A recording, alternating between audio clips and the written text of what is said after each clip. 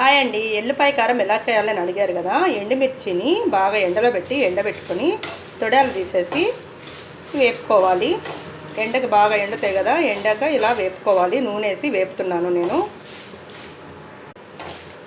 మాడకుండా వేపుకోవాలి. ధనియాలను కూడా బాగా ఎండలో పెట్టి ఎండబెట్టుకున్నాను. 4 స్పూన్లు ధనియాలు తీసుకున్నాను. దీనిలో ఆయిల్ ఏమి వేయని అవసరం లేదు, ఈ ఆయిల్ సరిపోతుంది వీటిని వేపుకోవడానికి. లైట్గా వేపేసుకోవాలి. ధనియాలు వేగినవి పక్కన పెట్టేసుకున్నాము.